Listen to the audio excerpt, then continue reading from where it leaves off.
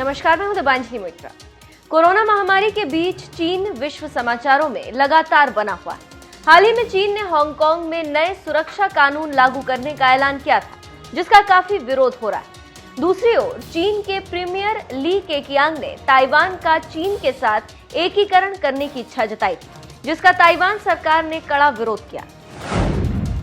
अब कुछ रिपोर्ट में दावा किया जा रहा है कि चीन अपने 2 नए युद्धपोत की तैनाती हांगकांग और ताइवान के बीच कर रहा है। डेली मेल में छपी रिपोर्ट की माने तो चीन कथित तौर से लियाओनिंग और शांडोंग नाम के एयरक्राफ्ट कैरियर को येलो सी के बोहेई की खाड़ी से निकालकर हांगकांग और ताइवान के बीच परातस आइलैंड के पास तैनात कर रहा है। ब्रिटिश मीडिया की रिपोर्ट के मुताबिक चीन के इस एक्शन से ताइवान को लेकर खतरा बढ़ता महसूस हो रहा है। इससे पहले ताइवान ये बात कह चुका है कि कोरोना महामारी फैलने के बाद से चीन ने ताइवान के पड़ोस में सैन्य गतिविधि बढ़ा दी। चीन के फाइटर जेट्स के ताइवान के पास से गुजरने की रिपोर्ट्स आई थी। बता दें कि लंबे वक्त से चीन ताइवान को अपना हिस्सा मानता है, लेकिन ताइवान इससे इनकार करता रहा है। फिलहाल ताइवान में खुद की चुनी हुई लोकतांत्रिक सरकार है। यहाँ पर एक बात आपको बता दें कि चीन के विरोध की वजह से ही ताइवान को संयुक्त राष्ट्र की कई संस्थाओं में जगह नहीं दी गई।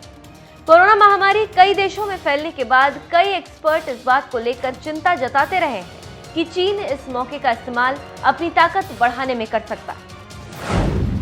ऐसे में 2 युद्धपोत को परातस आइलैंड के पास तैनात करने से चीन पर नए सवाल खड़े हो रहे हैं। चीन ने कथित तौर से युद्धपोत को परातस आइलैंड के पास भेजने का फैसला ऐसे समय में किया जब अमेरिका समेत कई देश उस पर दबाव बढ़ा रहे। अमेरिका ने हाल ही में चीन की 33 कंपनियों पर आर्थिक प्रतिबंध लगा दिया था। कोरोना वायरस कहां से फैला, इस मुद्दे को लेकर चीन और अमेरिका के बीच टकराव हाल के हफ्तों में काफी बढ़ गया। अमेरिका की ओर से 33 कंपनियों पर बैन लगाने के बाद चीन के विदेश मंत्री वांग यी ने कहा था कि इस कदम से नया शीत युद्ध शुरू हो सकता है। अमेरिका में डोनाल्ड ट्रंप की सरकार कोरोना वायरस फैलने के लिए लगातार चीन पर आरोप लगाती रही। अमेरिका के विदेश मंत्री माइक पोम्पियो ने यहां तक कह दिया था कि चीन की लैब से कोरोना वायरस फैलने के सबूत अमेरिका के पास है। हालांकि चीन ऐसे आरोपों को लगातार खारिज करता रहा है। ऐसे में चीन की स्ट्रैटेजी धौंस दिखाने की लग रही।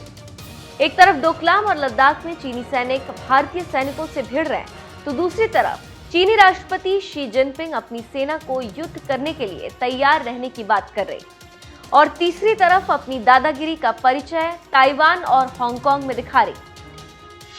देखना होगा कि आगे आखिर चीन दक्षिण एशिया में करना क्या चाहता है।